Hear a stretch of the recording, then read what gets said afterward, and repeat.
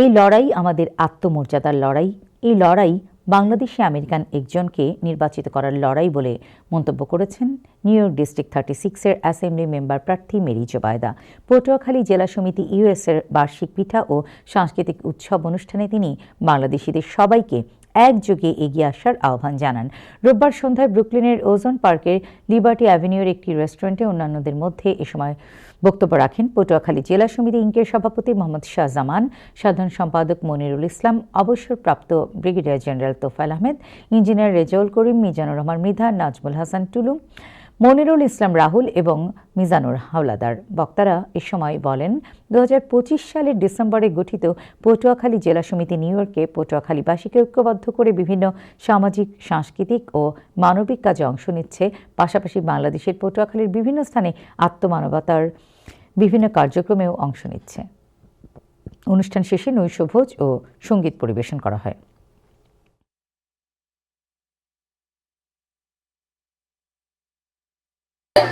আমি পটুয়াখালীর মেয়ে, সাগরপাড়ের মেয়ে।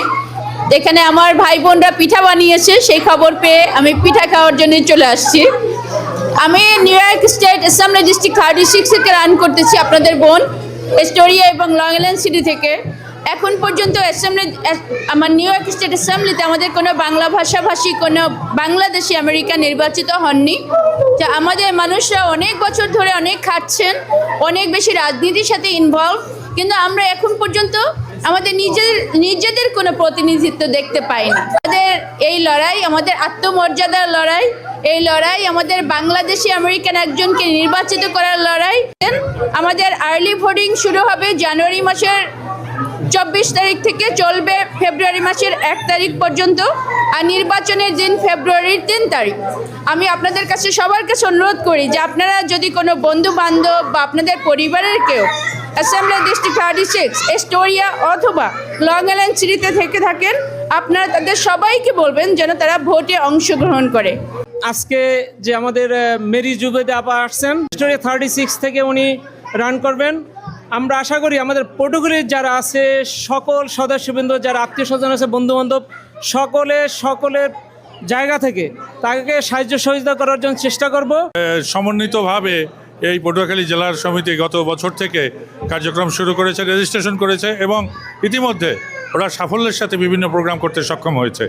যুক্তরাষ্ট্রে এই পটুয়াখালীবাসীরা সম্মিলিতভাবে কাজ করবে এবং দেশ এবং দশের জন্য যারা কাজ করে এমন নিবেদিত প্রাণ আমরা সবাই মিলে জাতি গঠনে কাজ করব ইনশাআল্লাহ। সবাই সহযোগিতায় একটা অনুষ্ঠান করতে পেরে আমি খুবই আনন্দিত। সবাই সহযোগিতায় আজকে অনুষ্ঠানটা খুব সুন্দর হইল।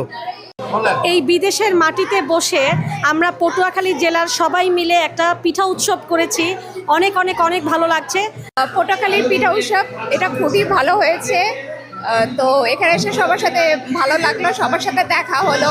এটা তো আসলে পিঠা উৎসব না, প্রাণের উৎসব। অনেক ভালো লেগেছে, খুব ভালো লাগতেছে। যেখানে আসার পরে সবার সাথে মোটামুটি পরিচিত অনেকেই আছে, খুব ভালো লাগছে। অনেকদিন পরে আমরা বাংলাদেশি অনেক অনেক সুন্দর পিঠা দেখতে পেলাম এবং টেস্ট করলাম।